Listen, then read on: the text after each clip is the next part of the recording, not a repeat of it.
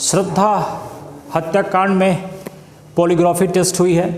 तो वास्तव में पॉलीग्राफी टेस्ट होती क्या है, इसके लिए हमारा संविधान क्या इजाज़त देता है, लॉ क्या इजाज़त देता है, इन मुद्दों पर हमें पहले चर्चा करना है। तो हमारे संविधान में जो हमारा मौलिक अधिकार है, फंडामेंटल राइट है, उसमें एक क्लास है 20 क्लास 3। 20 क्लास 3 ये कहता है कि किसी भी व्यक्ति को विवश नहीं किया जाएगा कि वह अपने विरुद्ध गवाही दे। ये तो 20 क्लास 3 कह रहा है।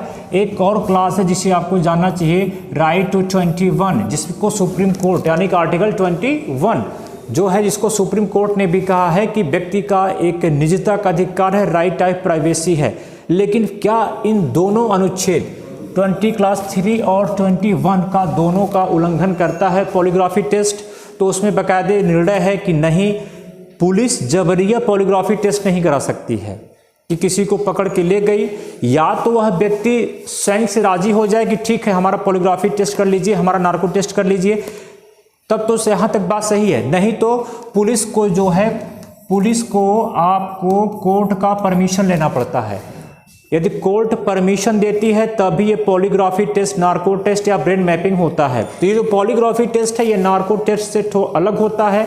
नार्को टेस्ट में ट्रूथ सीरम का प्रयोग किया जाता है, पॉलीग्राफी टेस्ट में ट्रूथ सीरम का प्रयोग नहीं किया जाता है। इसमें एक कफ होता है, उसके दरमियान हम लोग क्या करते हैं कि इसकी जांच करते हैं। जैसे कि हम कहते हैं कि यह एक मेजरमेंट है, ये मेजरमेंट आपका इस लैपटॉप से जुड़ा हुआ है, जिसमें ये सारे सेंसर आपको क्या कर रहे हैं, दिखाई दे रहे हैं। तो पहले आपके दिमाग में प्रश्न आएगा कि इस पॉलीग्राफी टेस्ट का एक्यूरेसी कितना होता है। तो ये जो एक्यूरेसी है 85 से 95% है, अर्थात कि 100% की एक्यूरेसी नहीं होती है। दूसरा चीज कि व्हाट पॉलीग्राफी मेजरमेंट ये करता क्या है, ये बॉडी का मूवमेंट देखेगा, ब्रीदिंग देखेगा, ब्रीदिंग एब्डोमिनल का भी देखेगा और ब्रीदिंग चेस्ट का भी देखेगा, और आपका जो रेस्पिरेटरी सिस्टम है उसको भी देखेगा, पल्स को भी देखेगा, ब्लड को भी देखेगा, प्रेशर को भी देखेगा। तो आप यहाँ पे देख रहे हैं कि नंबर 1, ये जो नंबर 1 है यह, और नंबर 2 चेस्ट पे एक लगा है, यहाँ एक एब्डोमिनल पे लगा हुआ है, यहाँ फिंगर पे लगा हुआ है।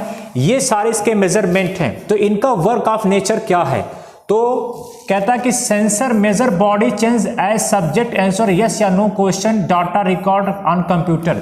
जब भी आप यस या नो क्वेश्चन बोलते हैं, जैसे कि मैं आपसे कह दूं कि आपका नाम रमेश है लेकिन वास्तविक में आपका नाम दिनेश था, तो जब भी आपको बताना क्या चाहिए था, दिनेश, लेकिन आप जब झूठ बोलेंगे तो मस्तिष्क क्या करेगी, एक प्रतिक्रिया करेगी, सोचने की एक प्रतिक्रिया करेगी। तो आप तब उसको बोलेंगे यस या नो में। तो वहीं पे ये मेजरमेंट, ये जो आपका फ्रीक्वेंसी आप देख रहे हैं, ये फ्रीक्वेंसी क्या होती है, इस टाइप में एंट्री करना शुरू कर देती है, अर्थात कि आपने मस्तिष्क से प्रतिक्रिया कर इस सेंसर को दिया है। फिर होता क्या है कि ब्लड, ये जो कफ 1 यहाँ पे हाथ पे जो बधा है, यह आपका ब्लड प्रेशर नापेगा, ब्लड प्रेशर और पल्स दोनों का रिकॉर्ड ये करेगा। जो 2 नंबर है, यहाँ भी है, यहाँ भी है, यह आपका चेस्ट का और एब्डोमेन रिकॉर्ड करेगा। जब भी आप झूठ बोलने की कोशिश करेंगे, यस या नो करेंगे, यहाँ के जो वेव्स होंगे, ये जो दिख रहे हैं, इनमें क्या होगा, तब्दीली आ जाएगी, बदलाव आ जाएगा। और जो उंगली पर लगा हुआ है, यहाँ नंबर 3 पे आप देख रहे हैं, जिसको कहा जाता है 2 mental plates attach finger record sweating. ये आपके जो हाव भाव है, जो आपके पसीना है, उसके रिकॉर्ड ये आपका करता है।